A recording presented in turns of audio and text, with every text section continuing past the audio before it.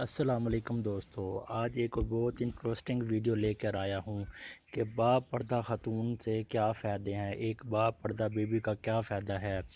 ایک گاؤں میں ایک با پردہ خاتون رہتی تھی جن کی ڈیمانڈ تھی کہ شادی اس سے کریں گے جو انہیں با پردہ رکھے گا۔ ایک نوجوان اس شرط پہ نکاح کے لیے رضامند ہو جاتا ہے، دونوں کی شادی ہو جاتی ہے، وقت گزرتا رہتا ہے، یہاں تک کہ ایک بیٹا ہو جاتا ہے۔ ایک دن شوہر کہتا ہے کہ میرا سارا دن کھیتوں میں کام کرتے کھانے کے لیے گزرتا ہے، کھانے کے لیے مجھے گھر آنا پڑتا ہے جس سے وقت کا ضیاع ہوتا ہے، تم مجھے کھانا کھیتوں میں پہنچایا کرو۔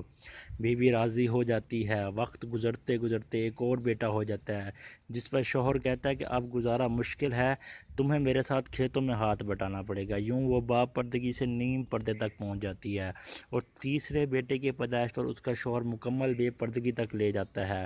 وقت گزرتا رہتا ہے، یہاں تک اولاد جوان ہو جاتی ہے۔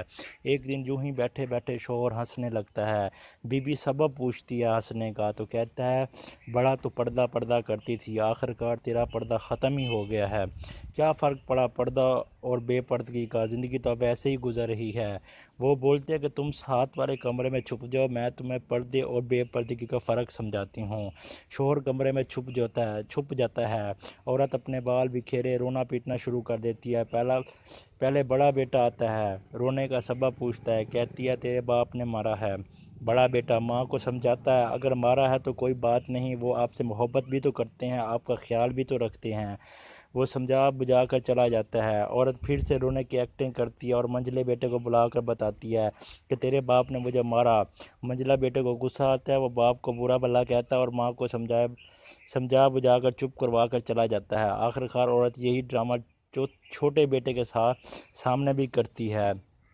چھوٹا بیٹا تو غصے سے آگ بگولا ہو جاتا ہے اور زور زور سے گالیاں بکتے ہوئے ڈنڈا اٹھاتا ہے اور کہتا ہے کہ ابھی باپ کی خبر لیتا ہوں۔ پھر عورت شوہر کو بلا کر بولتی ہے کہ پہلے میرے پردے کے وقت پیدا ہوا تو اس نے تیرا پردہ رکھا، دوسرا نیم پردے کے زمانے میں پیدا ہوا تو تیری آدھی لاج رکھی، جبکہ تیسرا جو مکمل بے پردگی کے زمانے میں ہوا تو وہ تیری جان لینے تک آ گیا، تجھے گالیاں دے رہا تھا، تیری عزت اتارنے کو پہنچ گیا تھا۔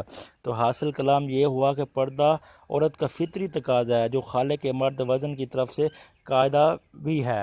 امید کرتا ہوں آپ لوگوں کو ویڈیو پسند آئی ہوگی۔ اگر میری ویڈیو پسند آئی ہے تو چینل کو سبسکرائب کر لیں اور بیل آئیکن کے بٹن کو پریس کر دیں تاکہ ہماری آنے والی نئی ویڈیوز کے بارے میں آپ کو نوٹیفیکیشن ملتی رہیں۔